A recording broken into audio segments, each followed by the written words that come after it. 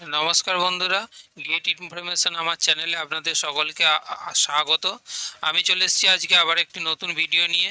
সেটা হলো কলকাতা পুলিশের যে ডাটা এন্ট্রি অপারেটরের বিজ্ঞপ্তি বেরিয়েছিল, 225টি ডাটা এন্ট্রি অপারেটর নেওয়া হবে কলকাতা পুলিশের আন্ডারে কন্ট্রাকচুয়াল বেসিস। তার লাস্ট ডেট পেরিয়ে গেছে 4/4/2024-এ। এই লাস্ট ডেটের মধ্যে যারা অ্যাপ্লিকেশন করেছেন তাদের জন্য একটি নতুন নোটিশ আবার কলকাতা পুলিশের ওয়েবসাইটে আপলোড করা হয়েছে। আপনারা যারা এখনও জানেন না তাদের জন্য এই ভিডিওটি গুরুত্বপূর্ণ।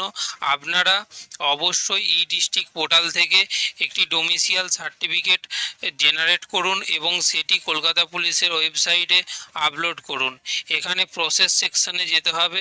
প্রসেস সেকশানে যাওয়ার পর প্রসেসে যাওয়ার পর এখানে আপনাদের মোবাইল নাম্বার, যেই রেজিস্টার মোবাইল নাম্বারটা দিয়ে আপনারা রেজিস্ট্রেশন করেছিলেন সেই মোবাইল নাম্বারটি টাইপ করবেন। তারপর এখানে যে ক্যাপচার আছে ক্যাপচারটি দেবেন। ক্যাপচারটি দেওয়ার পর তারপর আপনাদের ফোনেতে একটি ওটিপি আসবে। ওই ওটিপিটি সাবমিট করার পর ওখানে অপশান খুলে যাবে লোকাল রেসিডেন্স সার্টিফিকেট আপলোড করার জন্য।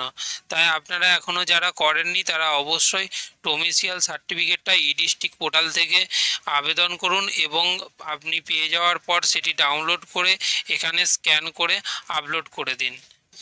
দেখতেই পাচ্ছেন আপনারা SMS পাঠানো হয়েছে রেজিস্টার মোবাইল নাম্বারে, যেখানে লেখা আছে রেফারেন্স ইওর অ্যাপ্লিকেশন নাম্বার দেওয়া আছে। তারপর for the post of contractual data entry operator in Kolkata police you are directed to upload domicile certificate by 30/4/2024।